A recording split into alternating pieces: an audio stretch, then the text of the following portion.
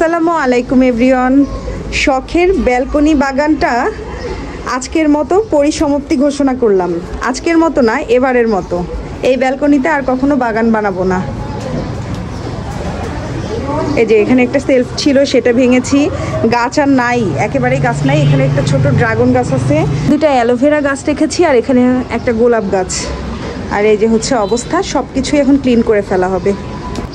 এটা হচ্ছে ব্যালকনি পরিষ্কারের ফাইনাল লুক। হনুফা খুব সুন্দর করে ব্যালকনিটাকে মুছে পরিষ্কার করে দিয়েছে। এখন বাচ্চারা ইচ্ছা মতো খেলা করতে পারবে।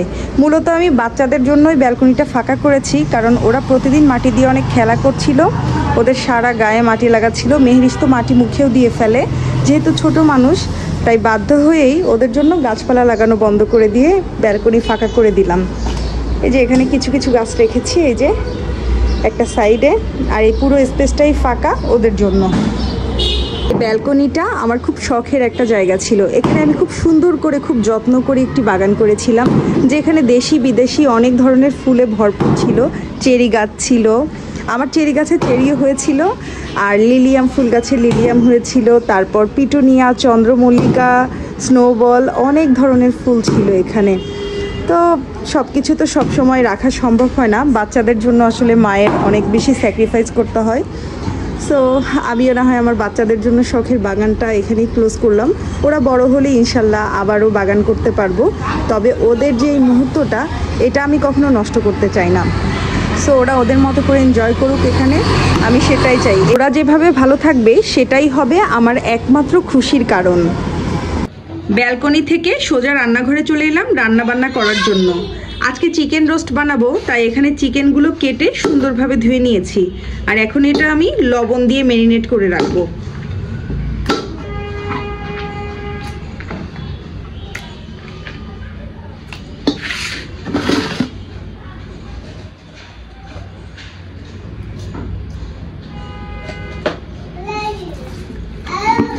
এটা অনেকেই টক দই বা বিভিন্ন মশলা দিয়ে ম্যারিনেট করে রাখেন, তবে আমি কিন্তু শুধুমাত্র লবণ দিয়ে ম্যারিনেট করে রাখি।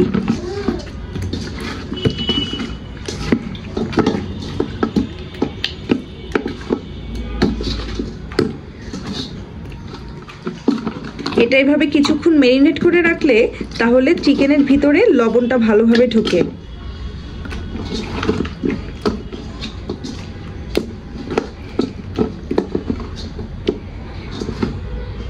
এখন আমি রোস্টের মশলাটা রেডি করে নিচ্ছি। রোস্টের মশলাটা যদি রেডি থাকে তাহলে রোস্ট রান্না করাটা খুব সহজ হয়ে যায়, খুব সহজেই আপনি রান্নাটা বসিয়ে দিতে পারবেন। আর এগুলো যদি একটা একটা করে রেডি করে নিতে হয় তখন রান্না করাটাও ঝামেলার হয়ে যায়, তাই আমি রোস্টের মশলাটা রেডি করে নিচ্ছি। আমার এই স্পেশাল মশলার রোস্ট রান্নাটা কিন্তু অসাধারণ হয় খেতে।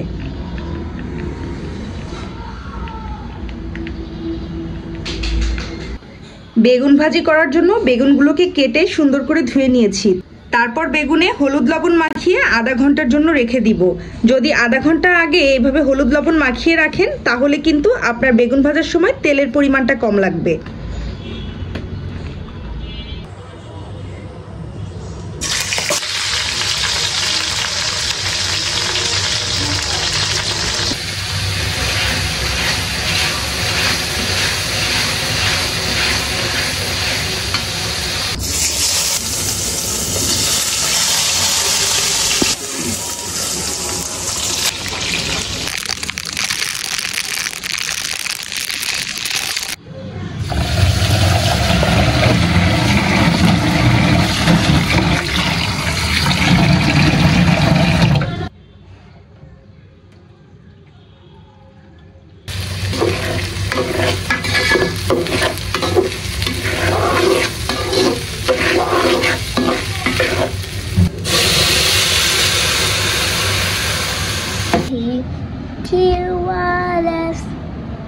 রান্না বান্না শেষ করে আরাশকে নিয়ে এখন পড়াতে বসেছি।